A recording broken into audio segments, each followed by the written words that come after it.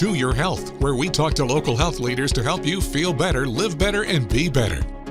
Hey everybody, and welcome to Your Health. Well, today I'm joined by Dr. Kevin Campbell of OSI of the Fox Valley. Dr. Campbell, welcome back. Thank you very much. Thanks for having me. Well, I'm always happy to have you because anytime I get to talk to a doctor, I'm thrilled. But today we're talking about how do I know that old hip is acting up? When do I know it's time for action or time for something else? Great question, Brian. I think at a point where it's starting to hurt you on an everyday basis and interfering with the stuff that you want to do, I think it's time to see a physician at that point. Patients with wear and tear hip arthritis will have pain in the front part of their groin. It'll make putting on shoes and socks, just the daily stuff, very difficult for them to do.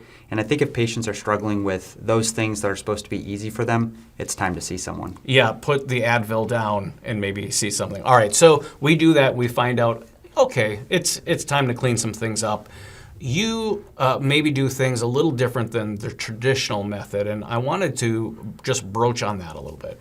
Yeah, I think anytime someone has a worn cartilage pad where the ball and socket are rubbing on each other, most patients are moving forward with hip replacement.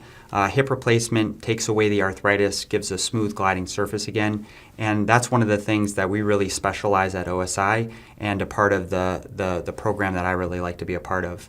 I think there's a lot of ways we do it a little bit differently. One of the ways is with an anterior hip replacement, which means going through the front part of the hip, splitting the muscles in a natural window between the two of them. So we're not having to detach muscles and repair them at the end of the case. I think that allows for a quicker recovery, less chance of complications after surgery, and patients are back to their activities quicker. Yeah, and any time that we don't have to do a lot of work in that area is probably a better outcome. So what are patients saying to you after this surgery is done?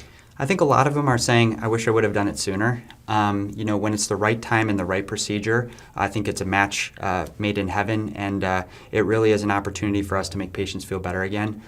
Patients are often saying that they were only on pain medication for just a few days, and I think that helps them, get back to their activities sooner. They're moving around their house easier, and patients just tend to say that it's easier than they thought it would be. In our last 15 seconds here, Doctor, OSI done a great job removing barriers so that patients can speak directly to you. Yeah, I think for myself, things that I'm looking to offer my patients is a direct access to me. I know that it can be hard for them to answer their questions, and so I'm there for them all throughout that entire process. Dr. Kevin Campbell, OSI, thank you so much for being here today, and we want to thank you for watching To Your Health.